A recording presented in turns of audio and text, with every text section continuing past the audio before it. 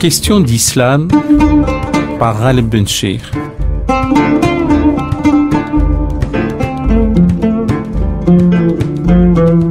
Aujourd'hui, je reçois Jamal El-Hamri. Bonjour. Vous êtes président fondateur de l'Académie française de la pensée islamique et vous préparez un doctorat en islam contemporain à l'Université de Strasbourg. D'abord, parlez-nous de cette académie, l'Académie française de la pensée islamique. Pourquoi faire ? Alors l'Académie française de la pensée islamique, c'est un institut de recherche et de formation de type académique. Donc un nouvel espace intellectuel qui a été fondé en 2012 à la suite d'un institut qui s'appelait l'Institut international de la pensée islamique, qui a été fondé en France au début des années 2000 par Mohamed Mestiri. Qui est une antenne d'un institut international, comme son nom l'indique. Qui est lui-même une antenne, effectivement, d'un institut qui avait été fondé en 1981 aux États-Unis.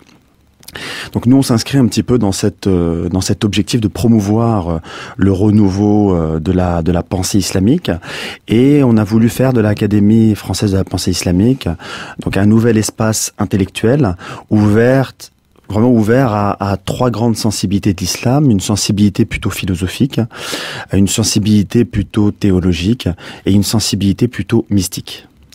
Très bien. Vous parlez du renouveau de la pensée islamique, ça sous-entend que l'actuelle pensée islamique a besoin d'être, à tout le moins, si je vous entends, renouvelée, pour ne pas dire refondée. Oui, elle a besoin, je pense, d'être renouvelée. Il faut déjà une véritable prise de conscience que la pensée islamique contemporaine doit sortir un petit peu de l'ornière dans laquelle elle se trouve. Donc déjà une prise de conscience et une volonté réelle. Pas uniquement dans les mots, pas uniquement dans les slogans, de vouloir la renouveler. Alors qu'est-ce que nous proposons à l'Académie française de la pensée islamique ?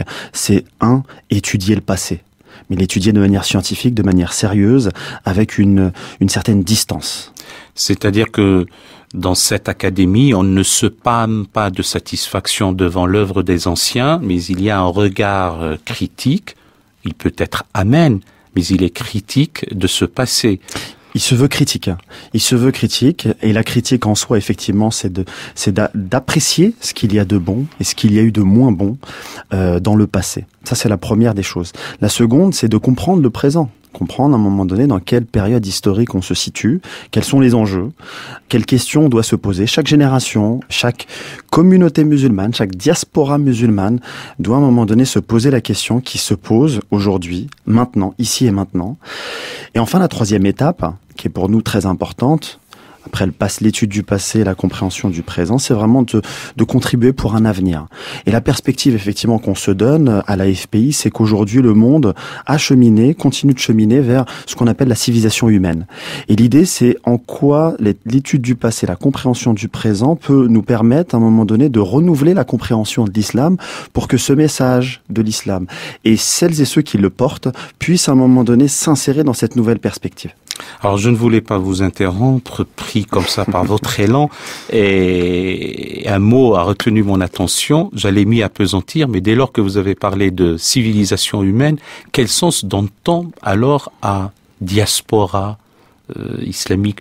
Y a-t-il des entités homogènes de musulmans et il se trouve que quelques-uns se sont dispersés comme ça de par le monde, ou, et nous aurons à y revenir dans notre émission ce matin, y a-t-il des citoyens musulmans ? Donc auquel cas on ne parle pas de diaspora. Alors, c'est une véritable question et vous faites bien de me la poser. Parce qu'effectivement, tout dépend où est-ce qu'on se trouve. Et là, effectivement, il y a un regard que l'on va avoir dans le monde musulman qui vont nous considérer effectivement comme une diaspora musulmane. Théologiquement, elle se trouve dans des territoires qu'on considérait comme des territoires en guerre. Dar al-Harb. Et on va avoir même une réflexion théologique avec des concepts de fiqh, de charia des minorités, parce qu'on considère finalement que les musulmans sont installés là-bas, mais ils ne sont pas forcément citoyens de ce pays-là. Et en même temps, vous avez également dans nos sociétés européennes, et dans notre société française, quelque chose de les derniers Français arrivés. Et tout l'enjeu finalement, c'est d'avoir une réflexion où nous assumons cette histoire. Effectivement, il y a eu des immigrations musulmanes, mais qu'aujourd'hui, nous sommes citoyens français à part entière. Alors vous avez évoqué le fiqh pour nos auditeurs. Il s'agit de la jurisprudence d'une norme juridique articulée ou enferrée en tout cas dans la révélation coranique. Avant de poursuivre, Jamal El-Hamri, vous avez parlé de ces 3 grands volets, de ce triptyque des travaux de recherche au sein de l'Académie française de la pensée islamique. Il y a le volet philosophique, le volet théologique et le volet mystique. Du point de vue de la philosophie, pour rester uniquement au niveau du premier volet, du premier panneau du triptyque, quelles sont les pistes de recherche? Effectivement, c'est un parti pris. Notamment, nous nous référons à la réflexion d'un grand philosophe musulman, marocain, Abd el-Jabiri, qui a effectivement opéré qui dans l'étude finalement de la raison arabe, a considéré qu'il y avait 3 types de regards. 3 types de regards. Un regard mystique, un regard théologique et un regard philosophique.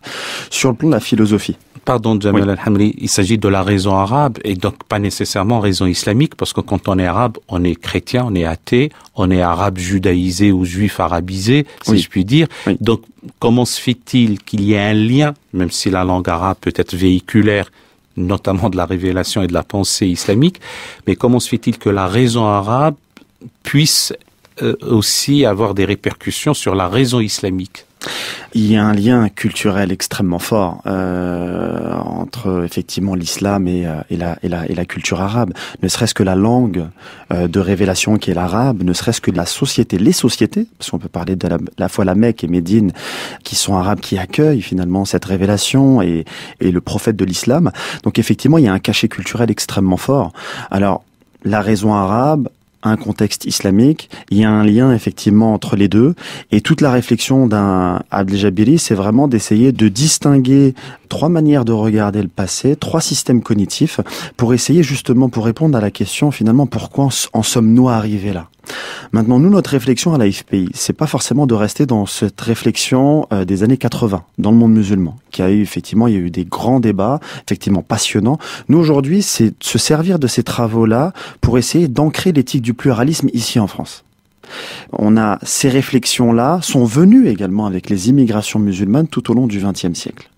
Et on voit qu'aujourd'hui, effectivement, il y a dans la réflexion qui est la nôtre, dans cette pensée islamique de France en gestation, il faut qu'aujourd'hui, les intellectuels musulmans de France fassent le lien avec cet islam contemporain, cet islam du monde musulman, et comprennent en fait qu'est-ce que les immigrations musulmanes au cours du XXe siècle ont emmené avec eux. Quel schéma de pensée ils ont emmené avec eux. C'est de cette manière-là qu'on va pouvoir ici les déconstruire. Alors là, vous parlez de vagues successives d'immigration. Est-ce de ce point de vue-là, l'élément islamique est allogène et incongru et qui est venu se construire ou s'agréger au corps national, ou y a-t-il un élément proprement français, y compris par la présence française dans l'Empire, et notamment l'Empire colonial? Oui. Alors la présence effectivement de l'islam, elle est très ancienne, et je renvoie nos auditeurs à l'excellent ouvrage collectif qui a été dirigé par feu Mohamed Harkoun, où on se rend compte qu'effectivement il y a une présence musulmane extrêmement importante, qui a des liens également entre la France et le monde musulman, et qui n'ont jamais été finalement interrompus. L'ouvrage est intitulé « De l'islam et des musulmans en France, du Moyen-Âge jusqu'à nos jours », et il y a une préface de Jean Boutapa dans laquelle il dit que l'islam est intrinsèque à la France avant même que la France fût France.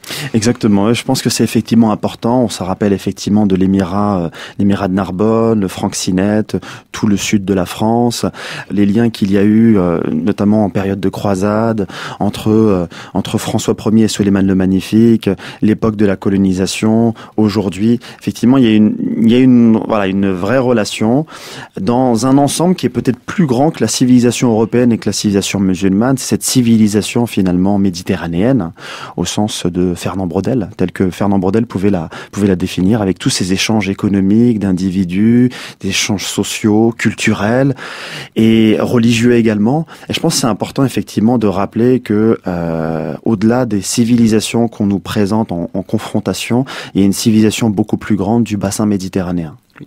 Alors je ne sais pas si vous aviez épuisé, ne serait-ce que pour aujourd'hui, le volet ou le panneau philosophique. Si c'est le cas, nous passons maintenant à l'approche théologique. Alors, pour l'instant, effectivement, on est une jeune institution. L'idée, Je parle dans notre discussion ce matin. Je n'ai pas la prétention de vous le demander pour l'ensemble de l'œuvre de l'Académie française. Nous, l'Académie, pour vraiment prendre le temps, effectivement, d'expliquer à nos auditeurs, l'Académie française de la pensée islamique se veut un contenant. Un contenant qui va accueillir différents contenus, dont le contenu philosophique. Notre idée, c'est justement d'essayer d'élever un petit peu le débat. Il y a différentes approches de l'islam et elles sont toutes intéressantes en soi. Et elles ont besoin aujourd'hui d'avoir un espace comme l'AFPI pour pouvoir discuter, dialoguer. Un, dans une éthique du pluralisme, et deux, en vue d'organiser l'espace intellectuel musulman en France, qui pour nous n'est pas organisé. Nous avons aujourd'hui des intellectuels de très haut niveau. Nous avons aujourd'hui des publics musulmans d'un grand niveau. Après 50 événements à l'AFPI en 4 ans, on s'est rendu compte d'une chose, c'est que finalement les publics ne se côtoient pas. Parce que l'espace intellectuel musulman en France est atomisé. Nous avons organisé par exemple des séminaires sur le soufisme avec Ibn Arabi, avec Éric Geoffroy, par exemple. Vous aviez un type de public. Si on organisait. C'est Ibn Arabi uniquement pour les Ibn auditeurs. Arabi, un grand mystique andalou, un grand mystique andalou du XIIIe siècle. 1165 Murcie, 1240 Damas, il a fait le voyage. Exactement, voilà. Il a commencé sa vie dans le monde musulman occidental et a fini dans le monde musulman oriental. On a un type de public. Ensuite, quand on organise, et on l'a organisé avec vous, Monsieur Bencher, un cycle de séminaires sur les grands philosophes de la falsafa, donc de la philosophie islamique et hellénistique, on s'est rendu compte qu'il y avait encore un autre type de public. Et quand on a organisé avec le professeur Tahar Mahdi un cycle de séminaires sur les 4 grandes écoles juridiques en contexte sunnite, on s'est rendu compte qu'il y avait un autre type de public. Donc que ce soit mystique, théologique ou philosophique, vous avez différents publics musulmans qui ne se rencontrent pas, parce qu'il n'y a pas de passerelle, parce que, on sait entre autres, les intellectuels musulmans de France ne se rencontrent pas. Il y a très peu d'espace et l'AFPI veut en être. Oui. Je ne vous ai pas posé la question pour que vous rappeliez ma modeste contribution à l'AFPI. En revanche, si vous avez encore une fois parlé de cet aspect à la fois philosophique, du point de vue théologique, il y a quelques avancées, quelques travaux, une effervescence intellectuelle. J'aime à rappeler toujours la définition de Dominique Chenuc de qu'est-ce que c'est que la théologie, si ce n'est que l'intelligibilité de la foi mise à l'épreuve du temps. Qu'est-ce que vous avez fait là, Jamel El-Hamri? Alors, les 3 premières années, nous avons surtout fait en sorte d'inviter des universitaires pour donner aux musulmans, aux citoyens de France, la possibilité, dans Paris, d'avoir accès à des séminaires de type universitaire ouverts à tous. Donc, dans une perspective de démocratisation du savoir. L'objectif était de donner à celles et ceux qui vont nous suivre, parce que nous inscrivons sur du long terme, la possibilité d'avoir, dans un premier temps, une culture historique de la civilisation islamique solide. C'est ce que nous avons voulu faire. Et au bout de 3 ans, on s'est rendu compte au bout de 50 événements, qu'il fallait maintenant passer à la seconde étape, celle de la production. Et c'est ce que nous avons fait l'année dernière, au mois de mai, le 7 mai 2016, à la Fondation Maison du Maroc. Nous avons organisé le premier colloque des intellectuels musulmans francophones. Et nous nous sommes rendus compte, après coup, en discutant avec des amis juifs et chrétiens, que nous étions effectivement, que ce type de questionnement et ce type de colloque avait déjà existé en France, juste après la Seconde Guerre mondiale, avec la Semaine des intellectuels catholiques et le colloque des intellectuels juifs de langue française avec Emmanuel Lévinas. Et on se rend compte finalement que différentes communautés religieuses qui composent la communauté nationale de France se posent finalement les mêmes questions et que les intellectuels finalement, avec des problématiques singulières, peuvent à un moment donné être amenés à se poser des questions similaires. Avec un décalage dans le temps aussi. Exactement. Vous avez évoqué Ibn Arabi, le plus grand maître, Cheikh Al-Akbar, Docteur Maximus, un des plus grands métaphysiciens, dit-on. Quel est l'apport de l'Académie française de la pensée islamique sur la mystique islamique? Le premier colloque des intellectuels musulmans francophones, avec une thématique, la pensée islamique de France au XXIe siècle. Et nous avons invité des intellectuels, des hommes et des femmes, des jeunes et des moins jeunes, qui appartiennent à ces 3 sensibilités de l'islam, mystique, théologique, philosophique, à venir discuter et à venir nous enrichir de leur propre définition de ce que pourrait être la pensée islamique de France au XXIe siècle, et en même temps parce que la communauté musulmane ne vit pas en vase clos, nous avons invité le théologien juif Gabriel Agaï et le théologien chrétien Henri de la Hougue, afin qu'ils nous disent comment en contexte chrétien, en contexte juif, comment une pensée religieuse peut être utile à la fois aux adhérents d'une religion et en même temps à l'ensemble des hommes. L'un est rabbin, et l'autre est prêtre, curé de l'Église catholique. Je constate que vous n'avez pas abordé, peut-être c'est délibéré, les aspects sociaux, politiques ou géopolitiques de l'implication de l'islam, et la question islamique est épineuse de nos jours, aussi bien au niveau national qu'au niveau international. Est-ce délibéré ou simplement parce qu'à un moment donné, il faut restreindre le champ d'investigation, de travail et de recherche? En fait, sur la question, effectivement, de la question politique, la question géopolitique, on laisse vraiment toute la liberté aux intellectuels de pouvoir l'aborder. Nous, effectivement, ce que nous proposons à l'AFPI, c'est d'avoir vraiment cette double critique.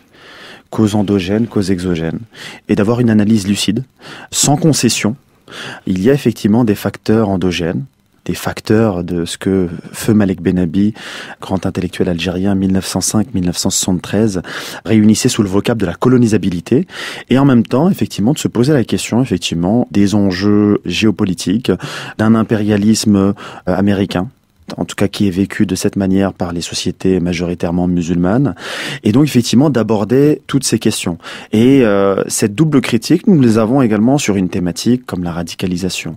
Il y a un volet théologique qu'il ne faut surtout pas éluder, mais il y a effectivement un contexte géopolitique, politique, économique, social qui peut effectivement, et de la même manière, nous expliquer un petit peu pourquoi nous en sommes également là, et comment essayer d'expliquer un phénomène très complexe.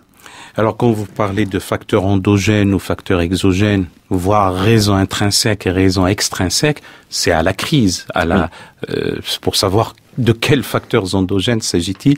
Ça pourra donner lieu à une autre émission. Le colloque que vous avez organisé au mois de mai dernier va donner lieu à des actes, il a été de haute volée, une facture intellectuelle véritable. Oui, il y aura effectivement, les actes du colloque seront publiés, et en cela, c'est une première. Nous voulons aujourd'hui, on s'est rendu compte, effectivement, qui suis spécialiste de l'histoire de l'islam contemporain, que de Jamal Din Avrani à Mohamed Abdou, lorsqu'ils étaient présents à fin du 19e siècle, à débattre avec Ernest Renan jusqu'à aujourd'hui, et en passant par Malek Bennabi, Mohamed Hamidullah et bien d'autres encore, il y a un certain nombre de questions qui ont été soulevées. Il y a un certain nombre de débats qui ont eu lieu. Le problème, c'est qu'il y a eu très peu d'archives, et on se rend compte, effectivement, qu'à chaque fois, toute nouvelle génération qui arrive a le sentiment un peu d'être être en l'an zéro, un petit peu, pour utiliser une image un petit peu chrétienne. Effectivement, il n'y avait rien avant, et finalement on assiste à un phénomène de génération spontanée et très peu de transmission, et c'est ce qui est dommage. Et nous, à travers ce colloque-là, on veut vraiment créer du lien sur le plan horizontal, mais également sur le plan vertical. Créer du lien entre une génération d'intellectuels plus chevronnés et cette nouvelle génération d'intellectuels, de jeunes hommes et de jeunes femmes qui arrivent et qui ont besoin aussi d'avoir ce lien, et qui ont besoin de bénéficier d'expériences, et qui ont besoin de baser leurs réflexions sur des choses qui ont déjà été dites. Et quoi de mieux que de publier des actes du colloque pour en faire en soi une archive. Alors vous avez évoqué Jamal Din Avrani, Mohamed Abdou, précisons simplement que ce sont là des précurseurs ou des figures de la Nahda, mot arabe qui veut dire éveil, renaissance, renouveau, pas dans le sens politique presque usurpé par des partis politiques, notamment tunisiens. Et si je peux me permettre, je vous en prie. Plus l'islah, autant de réformisme musulman lié à une orthodoxie sunnite, plutôt que la Nahda. La Nahda, effectivement, il faut également ne pas oublier que dans le monde arabe, il y avait aussi il y a une grande présence des chrétiens arabes, et que ce mouvement de la Nahda, finalement, n'était pas encore confessionnel. Il y avait des arabes musulmans, des arabes chrétiens qui ont contribué à cet effort de la Renaissance, notamment à travers toutes ces imprimeries fin du 18e jusqu'à 1830 à Constantinople, siècles, qui ont donné lieu finalement à une redécouverte de tout un patrimoine, et à la fois les musulmans et à la fois les chrétiens y ont contribué. Donc davantage un mouvement culturel, linguistique, et ensuite à la fin du 19e avec Jamal Din Avrani et Mohamed Abdou, davantage un réformisme musulman lié à une confession particulière.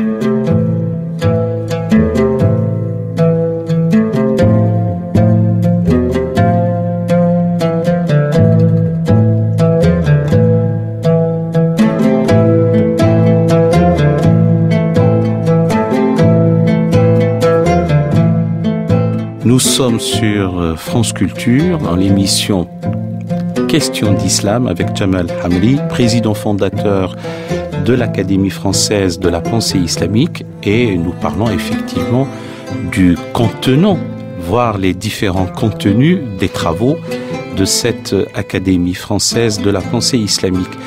Réformisme, vous avez évoqué le mot. A-t-il abouti? N'a-t-il pas abouti? Mohamed Abdou est mort en 1905, donc ça veut dire que ce travail s'est fait tout au long du 19e siècle. Pourquoi, de nos jours, sommes-nous encore dans une crise véritable de cette pensée? D'aucuns parlent même du suicide de la pensée islamique avec les attentats suicides. Alors effectivement, il faut, quand on aborde le réformisme musulman à partir de Jamal Din Avrani, Mohamed Abdou, on pourrait ajouter Al-Kawakibi, il faut bien se rendre compte qu'après Mohamed Abdou, on a deux tendances, deux types d'héritage. Un héritage plutôt orthodoxe avec Rachid Reda, et avec son évolution, parce qu'il y a un Rachid Reda du temps où il était le disciple de Mohamed Abdou, et un Rachid Reda à la fin de sa vie. Et on a effectivement une autre aile un petit peu plus libérale dont on ne parle très peu finalement. Qui a permis effectivement une émancipation sur un certain nombre de sujets, de faire avancer un certain nombre de sujets, notamment autour de la question de la femme, sur la question effectivement d'un engagement plus citoyen en faveur des droits de l'homme, de la démocratie. Et c'est un héritage qu'il faut surtout pas mettre de côté. Je pense que c'est important de le rappeler. Maintenant, effectivement, il y a un héritage de Mohamed Abdou avec Rachid Reda qui va à un moment donné permettre une jonction avec le wahhabisme. Et je pense que cette jonction, effectivement, on en paye encore aujourd'hui les conséquences. Alors d'aucuns disent qu'il y a eu une doctrine qui a magnifié l'œuvre des pieux anciens, le salaf, qui donnera salafisme, et qui s'est originé ou s'est enraciné dans ce qui a été présenté à un moment donné comme un réformisme islamique. Et c'est peut-être ce que vous êtes en train de nous expliquer là, dans sa version plutôt orthodoxe. Complètement. Et c'est vrai que vraiment, il faut vraiment s'intéresser à Rachid Reda parce que il fait vraiment la jonction déjà entre, il est vraiment dans une période un peu charnière entre effectivement une première génération du réformisme musulman et une seconde, incarnée par un Mohamed Iqbal ou un Abdelhamid Ben Badis en Algérie, Mohamed Iqbal en Inde, et on se rend compte également qu'il fait également la jonction entre le salafisme type salafia et en même temps le wahhabisme. Et en même temps... Alors qu'est-ce que vous entendez par salafia? La salafia, c'est dans un premier temps une prétention. Une prétention. Beaucoup ont essayé de la comparer et ce n'est pas forcément, c'est pas forcément dépréciatif de le faire et c'est pas forcément faux de la faire. On a fait le lien avec le protestantisme. C'est-à-dire finalement cette réforme qui s'inspire un petit peu de ce qu'a été le protestantisme par rapport au catholicisme. Et à un moment donné, cette critique finalement d'un islam sunnite, des 4 grandes écoles juridiques, traditionnelles, soufis, finalement on s'est inscrit en faux quand à un moment donné il y a eu ce choc de la modernité, ce choc du colonialisme. On a essayé dans l'analyse finalement des causes endogènes de la crise civilisationnelle qui parcourait le monde musulman à cette époque-là, pourquoi on en était arrivé là. Et l'une des réponses c'était que finalement nous sommes rentrés pendant trop longtemps nous avons sommeillé dans une période d'imitation. Et donc il fallait forcément incarner un nouveau dynamisme, un nouvel ijtihad, et cet ijtihad-là il devait sauter finalement des siècles de rapports intellectuels aux sources de l'islam pour aller directement s'abreuver aux sources de l'islam, le Coran, la tradition prophétique et l'exemple des salafs, donc des premières générations de l'islam. Et quand on lit finalement l'article dans l'encyclopédie de l'islam d'Ali Merad, on se rend compte d'une chose, c'est que ce réformisme-là a été critiqué par les milieux traditionnels, par donc traditionnels sunnites, par les milieux conservateurs et par les milieux soufis. L'accueil n'était pas forcément celui espéré, et il y avait effectivement une prétention qui était considérée vraiment par ces milieux-là comme extrêmement prétentieuse. Et en même temps, il faut le rappeler aussi, c'est que dans les sociétés européennes, on accueillait ça plutôt avec un intérêt plutôt optimiste dans un premier temps. C'est important de rappeler l'histoire. Vous avez évoqué le mot djihad, ijtihad, oui, qui est de la même racine que djihad et qui veut dire, encore faut-il le rappeler pour les auditeurs, un effort intellectuel, cérébral, mental. Bon, là, les efforts intellectuels ont abouti à sortir de l'imitation servile, comme on disait, et revenir au comportement des pieux anciens et de première génération. Mais ça n'a pas abouti. Et d'aucuns disent que cet élan de foi, d'espérance, du réformisme, et même si on élargit à tout le mouvement de la Nahda, finalement, cet élan-là a été stoppé net en plein vol, au plein envol. Reprenons la réflexion. Rachid Reda, effectivement, on est dans les années 20, dans les années 30. Premier tiers du siècle écoulé. Oui. Voilà. Et c'est vrai qu'il y a aussi le grand débat qui a également secoué sur la notion même du califat entre Ali Abdelazir et Rachid Reda. Et cette réflexion, Ali Abdelazir qui considère que effectivement le califat ne fait pas partie des sources de l'islam, que ça a été une construction humaine, et de l'autre côté, Rachid Reda qui essaye de dire effectivement non, que le califat est le prolongement quelque part de la prophétie et qu'il doit être à ce titre-là sacralisé. Là, on est dans les années 20, dans les années 30. Il y a un élément qu'il faut également rajouter dans les facteurs exogènes, c'est que depuis 1917, avec la révolution communiste et son approche anticolonialiste, anti-impérialiste, toutes ces méthodes d'encadrement de masse vont à un moment donné se diffuser dans les sociétés musulmanes, et on va avoir finalement Hassan al-Banna et les frères musulmans qui vont avoir effectivement la réflexion de Rachid Reda à la fin de sa vie, qui vont inaugurer une nouvelle période du réformisme musulman davantage militant, et en même temps qui vont à un moment donné prendre des techniques d'encadrement de masse avec le scoutisme, avec un engagement, on va dire, sur le plan social beaucoup plus important, avec une approche de l'islam plus idéologique.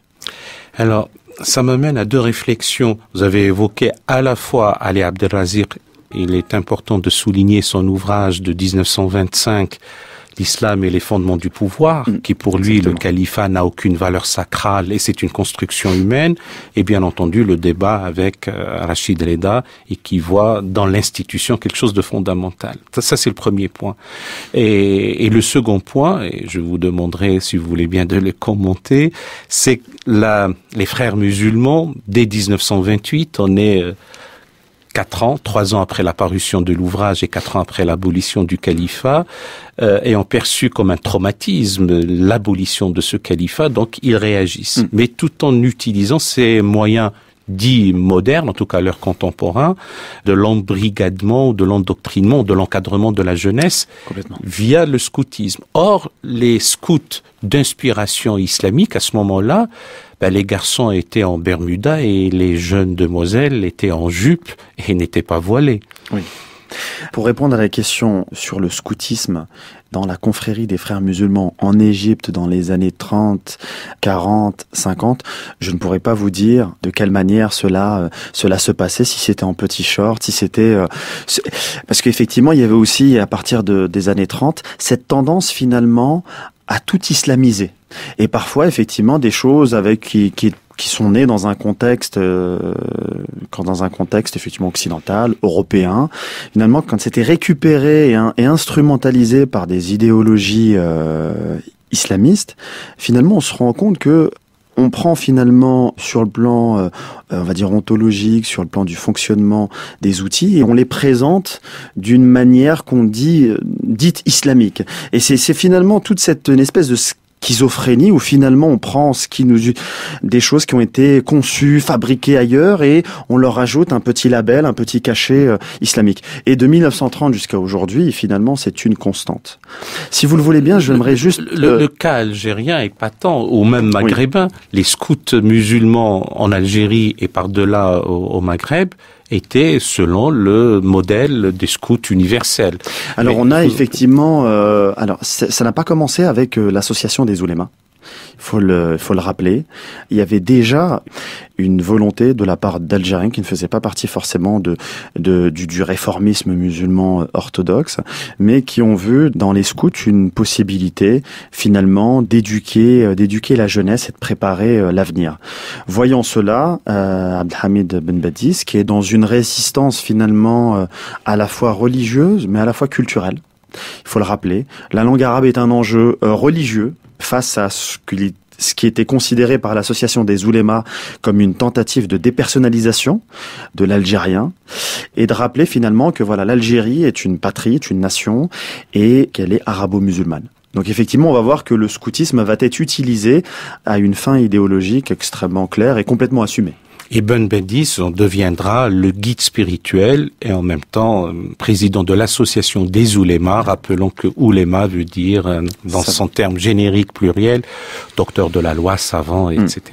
Je vous ai interrompu là aussi dans votre élan, si vous voulez bien poursuivre. Oui, alors effectivement, par rapport à cette jonction de Rachid Reda, on va avoir effectivement puisqu'on pose la question de comment aujourd'hui est-ce qu'on en est encore là, c'est que vous avez, à partir de ce moment-là, sur le plan idéologique, deux trajectoires. Une trajectoire des frères musulmans et une trajectoire, effectivement, du wahhabisme.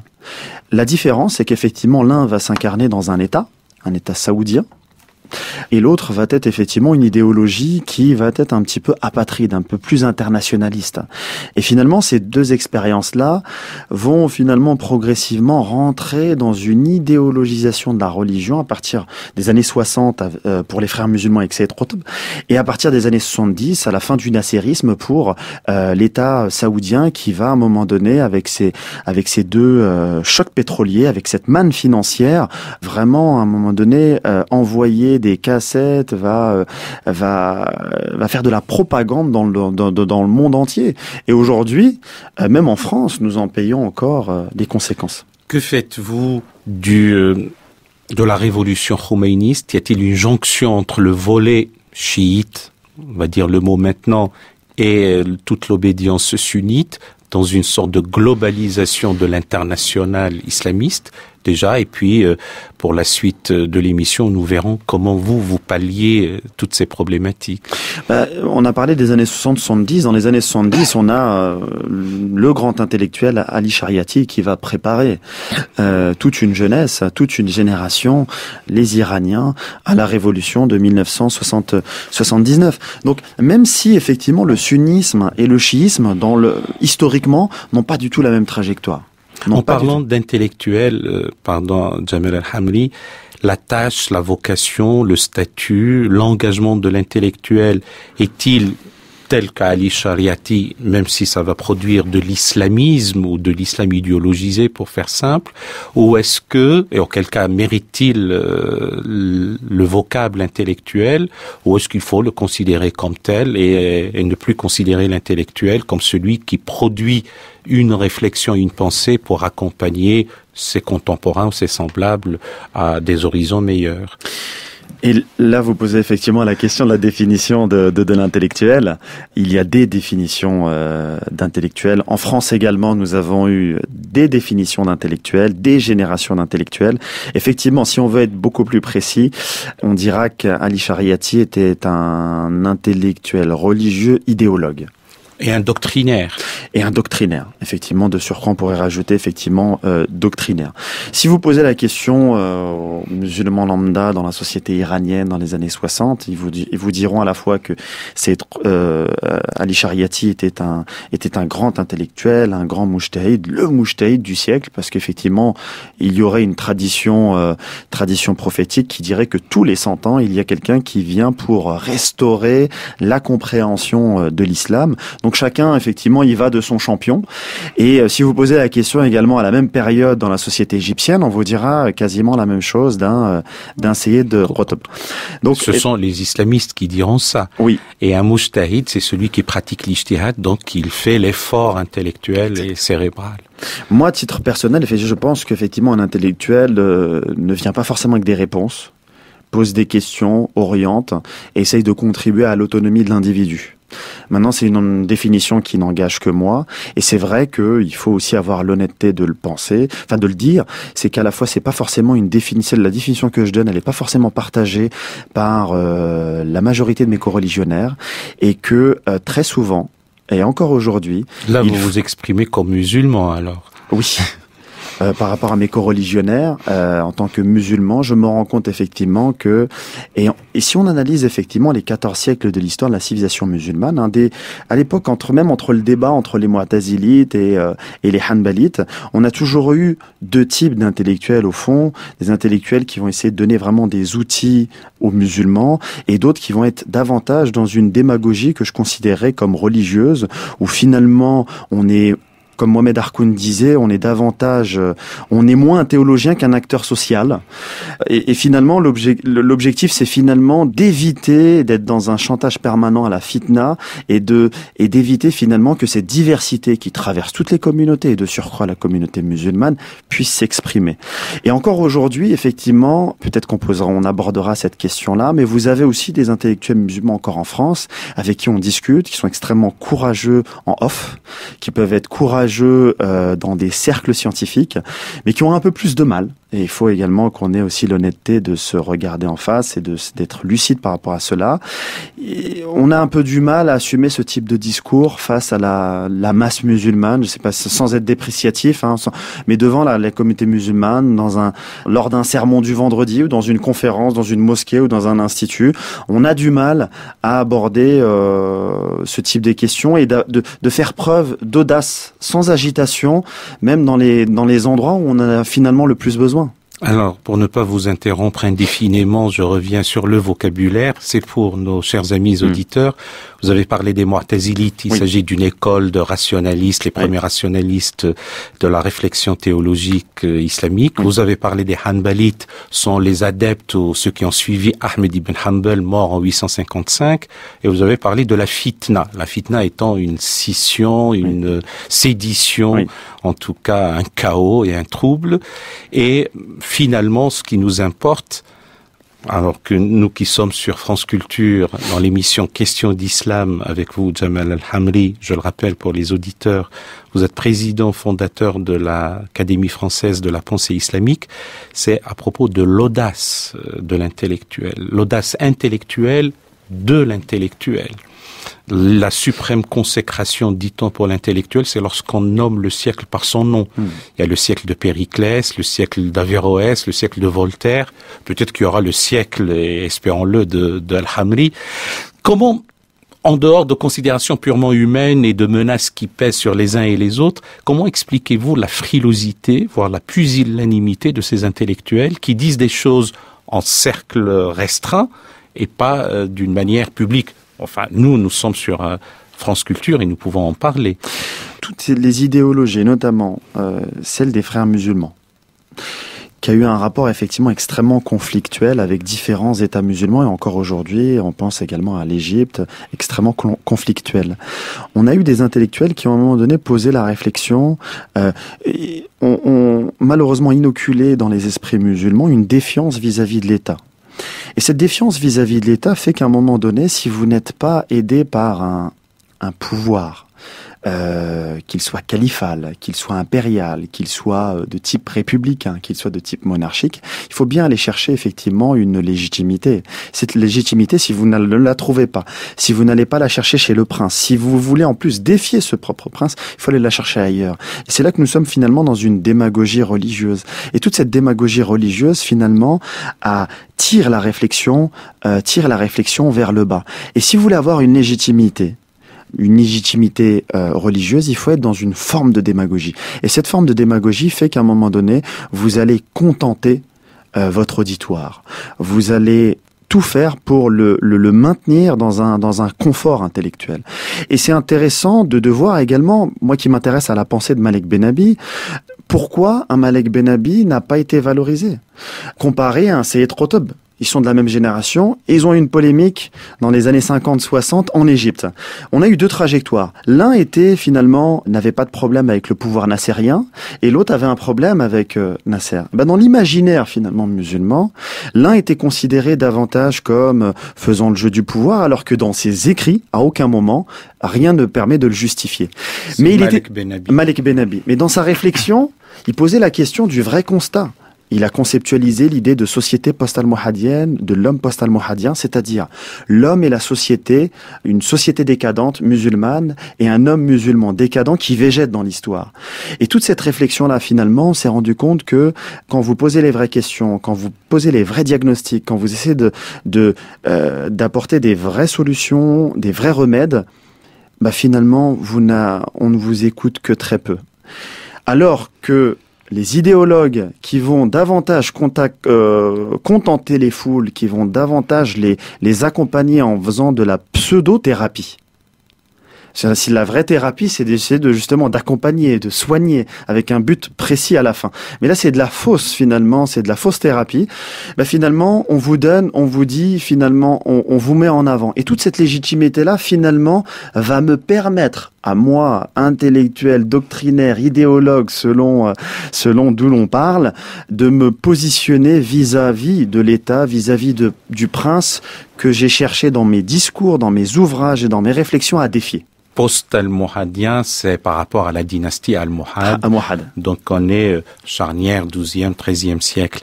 Jamal Al-Hamri, pour ce qui nous reste de l'émission, je voudrais, si vous voulez bien, aborder les chantiers qu'on peut même qualifier de titanesques pour cette pensée qui a besoin à la fois de production, de produire, mais aussi elle-même d'être structurée. Abordez-vous au sein de l'Académie française de la pensée islamique les questions du pluralisme, de la laïcité, de la désintrication de la politique, d'avec la religion, comment passe-t-on du schéma de la communauté vers la société et la citoyenneté? Comment fait-on pour donner des assises doctrinales à l'égalité foncière et ontologique entre les êtres par-delà le genre? Tous les débats à propos de la violence, comment fait-on pour la désacraliser? Vous voyez bien que les chantiers sont énormes. Comme vous avez l'habitude de dire dans vos différentes interventions, effectivement, les chantiers sont titanesques. Alors, la thématique de ce premier colloque des intellectuels musulmans francophones, c'était d'aborder la pensée islamique de France au XXIe siècle. Nous assumons le 2 France au XXIe siècle. La première des choses, c'est d'essayer déjà de situer, à la fois historiquement, géographiquement, mais intellectuellement, une pensée islamique de France en gestation. C'est très important, parce qu'on s'est rendu compte que dans les différents débats des intellectuels musulmans francophones, nous passons de l'époque prophétique à aujourd'hui, en passant par l'islam classique, en passant par l'époque de la colonisation, et finalement, dans un anachronisme, on essaye de débattre de l'islam, mais sans méthode, avec beaucoup d'anarchie. À la fois sur le plan des idées, à la fois sur le plan des concepts. Nous prenons une définition d'un concept à un temps donné et l'autre personne apporte finalement une définition plus contemporaine de cette même notion. Prenez la question par exemple du djihad. Est-ce que la question se pose de la même manière à l'époque des croisades et aujourd'hui? Or, vous avez des gens qui arrivent et qui mélangent finalement les périodes. Donc nous aujourd'hui, la période c'est le XXIe siècle. Et nous assumons le XXIe siècle. Maintenant la France. Pour nous, c'est important d'ancrer notre réflexion en France, culturellement et intellectuellement. Et c'est là où nous inspirons, par exemple, de la réflexion et du positionnement intellectuel d'un Mohamed Harkoun, qui était dans une étude, finalement, historique des deux civilisations, dont nous sommes, nous, en tant que Français, citoyens français de confession musulmane, héritiers. À la fois la civilisation européenne et à la fois la civilisation musulmane. Et d'aborder de la même manière, avec un même esprit critique, finalement, les deux civilisations, et en quoi nous en sommes finalement, nous pouvons en faire une synthèse extrêmement enrichissante, extrêmement féconde. Donc d'aborder finalement ces deux civilisations quand on assume une territorialité. Et enfin, une pensée islamique, qu'est-ce que c'est? Une pensée islamique, c'est d'abord une visée universelle qui va faire la jonction avec une donnée confessionnelle. Esprit critique d'un côté, conviction religieuse de l'autre. C'est des questions qui se posent effectivement en France pour les communautés chrétiennes et les communautés juives. L'idée, pour nous, la pensée islamique, c'est à la fois donc une pensée humaine, et on insiste sur une pensée humaine, en même temps un effort spirituel, à partir d'une conviction en l'unicité divine, mais également en l'unité des hommes, c'est très important dans la perspective de la civilisation humaine, et en même temps l'unité de la création divine de la nature. Ce qui justifie l'épithète islamique accolée à penser. Exactement. Alors, de ce point de vue-là, sortiriez-vous, vous avez noté le conditionnel, de la pensée magique, de l'argument d'autorité, de la raison religieuse, laisseriez-vous place à la raison pure? Vous avez évoqué Mohamed Harkoun, 1928, et puis décédé le 14 septembre 2010, lui qui a été critique au sens noble et premier du terme de cette raison islamique. Quelqu'un comme Mohamed Harkoun était en avance sur son temps. Et cette double étude historique, cette étude historique comparée entre la civilisation européenne et la civilisation musulmane lui a permis d'être dans un positionnement intellectuel extrêmement intéressant et extrêmement inspirant pour notre génération. Si aujourd'hui, par exemple, quelqu'un comme Mohamed Harkoun, qui posait des vraies questions et a très peu été écouté de son vivant, très peu été suivi finalement, même après sa mort, et on sait ô combien il aurait été important dans le contexte qui est le nôtre, dans le contexte français qui est le nôtre. On se rend compte que finalement, dans cette étude comparée, il a été dans une double critique, notamment de la raison, côté musulman, de cette raison religieuse, mais également du côté de cette civilisation européenne, de notre société française, ce qu'il a appelé la raison des Lumières. Et que finalement, nous avons encore du mal à assumer le dépassement des deux et de cheminer vers une raison qu'il intitule une raison émergente. Et nous aujourd'hui, si nous voulons aujourd'hui nous servir et nous inscrire dans cette continuité d'un Mohamed Harkoun, d'un Malek Benabi, il faut aujourd'hui que nous assumions finalement une question très simple, notre identité, nos multiples identités. Et je pense aujourd'hui que les intellectuels musulmans francophones n'ont pas pensé l'immigration, n'ont pas cherché d'abord à écrire ce double roman, le roman national et le roman spirituel.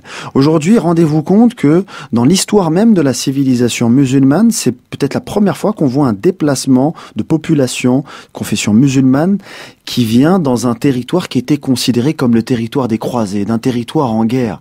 Et nous posons tout un tas de questions.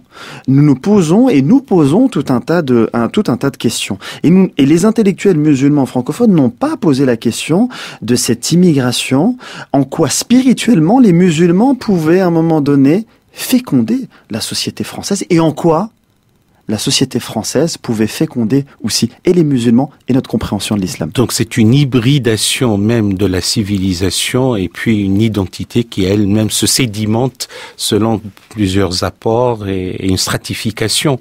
Alors je dirais plus qu'hybridation, une synthèse finalement, une synthèse. Moi je suis né dans le Loir-et-Cher, à Blois, à côté de Chambord. J'ai autant de plaisir à lire la vie d'un François Ier qu'un Souleymane le Magnifique, qui ont à un moment donné ont signé un traité politique contre Charles Quint, quelque chose qui était inimaginable à cette époque-là. De la même manière que dans le Loir-et-Cher, je suis à proximité d'Amboise et j'aime autant visiter les châteaux de la Loire pour ce qu'ils ont été que d'essayer d'être à la recherche de l'histoire de l'émir Abdelkader. Et je pense sincèrement que quand on fait ce travail-là et quand on assume toutes ces histoires-là, toutes ces histoires civilisationnelles... En apprenant par cœur la geste de Roland qui n'était pas tendre vis-à-vis du prophète de l'islam.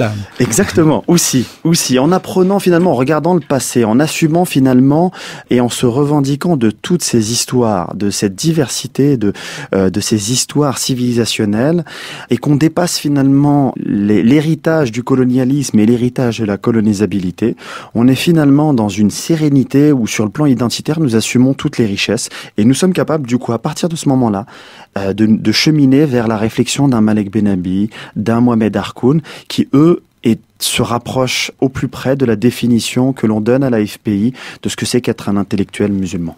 L'AFPI étant l'Académie française de la pensée islamique. Nous approchons du terme de l'émission et les sujets sont encore cruciaux. 2 ou 3 petites réflexions. La préposition de France, parce que sommes-nous sous un ciel un peu plus clément à Paris ou ailleurs ou à Amboise qu'au Caire ou Téhéran ou Alger ou au Riyad. Et donc la réflexion peut être menée. Et dans ce cas, s'il y a une quelconque frilosité, elle est imputable au manque d'audace des intellectuels. Ou est-ce qu'il y a une spécificité française pour la pensée quelle qu'elle soit, y compris celle de la pensée islamique, même avec un regard critique sur les clôtures dogmatiques, y compris celle de l'esprit humain pris dans les clôtures dogmatiques modernes, comme disait Mohamed Harkoun. Nous considérons en tout cas que la pensée islamique de France, elle est en gestation. C'est important de la rappeler et qu'il faut aujourd'hui, le travail, par exemple, d'une institution comme l'Académie française de la pensée islamique, c'est d'essayer d'offrir un espace où différents intellectuels, différentes sensibilités d'islam vont discuter. De cette discussion, nous espérons une fécondation de pensée islamique, une production de pensée islamique civilisationnelle. Et dans un contexte français, et nous assumons. Nous ne répondons plus, en tout cas ma génération ne répond plus à la question en disant voilà, comme d'autres générations ont pu le faire, oui, ici on a un espace de liberté. Moi je suis français. Toutes ces conquêtes pour plus de liberté, les conquêtes issues des Lumières, issues de la Révolution française, les conquêtes sur le plan social, du milieu ouvrier, du milieu syndical, des femmes, des protestants, des juifs, je les fais miennes ces conquêtes-là. Et à ce titre-là, c'est une responsabilité en tant que citoyen que j'ai pour permettre encore et encore que cet espace de liberté qu'est la société française perdure. Donc je suis pas dans un rapport où je me dis j'ai de la chance par rapport au monde musulman, parce que le monde musulman finalement je le regarde avec beaucoup d'empathie parce que de par mon histoire personnelle j'y suis lié, j'y suis encore lié, mais aujourd'hui là où notre effort intellectuel doit se tourner, c'est vers notre société française. Et notre société française nous pose un certain nombre de questions. Et notre présence, notre naissance, notre présence, notre ancrage, ce que l'on veut, ou la composante tout simplement islamique. Et la composante que nous représentons pose la question.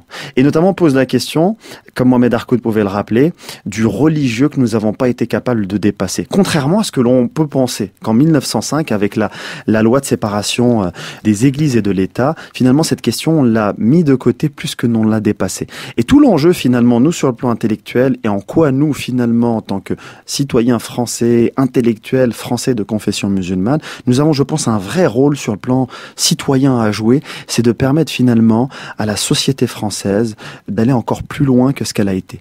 Il y a 3 siècles, la France était une monarchie absolue de droit divin. Entre-temps, elle est devenue une république laïque. Demain, avec toutes ses composantes, elle peut évoluer encore. Ne devenons pas, alors que nous avons été modernes, de nouveaux conservateurs. Il faut la modernité est un projet inachevé. Et nous, en tant que composantes, avec d'autres, nous devons constamment rechercher ce qui peut être le mieux pour nos sociétés.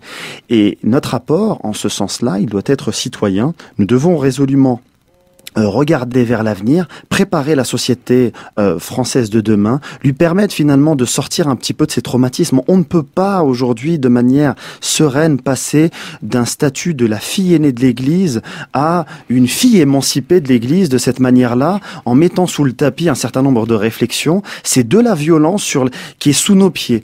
Nous voulons, en tant qu'intellectuel, essayer à un moment donné d'enlever la poussière sous le tapis, d'aborder avec d'autres intellectuels qui appartiennent à d'autres confessions ou non, à d'autres philosophies ou non, d'aborder finalement sereinement et finalement d'assumer la vocation de la France qui a toujours été, sinon à l'angoisse, de penser pour soi et penser pour le monde. Merci beaucoup Jamel El-Hamri. On arrive au terme de cette émission. Merci à vous. La réflexion n'était pas tant d'avoir de la chance ou un espace de liberté que d'assumer sa francité et avec toutes ses spécificités. Vous avez là aussi entrouvert des portes et des chantiers que nous qualifierons toujours de titanesques. J'aurais voulu vous poser la question sur la conception maintenant du djihad au XXIe siècle. Vous êtes un fils du XXIe siècle, mais ce sera sûrement pour une autre émission.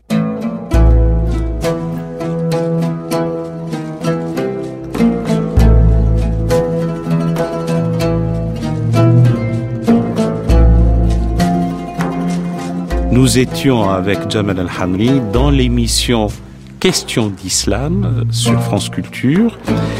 Vous retrouverez les références des musiques et des livres sur le site de franceculture.fr. L'attaché d'émission est toujours Dominique Compétissa. La prise de son a été assurée aujourd'hui par Cédric Chatelus. Et la réalisation, c'est toujours avec notre ami Franck Lilin.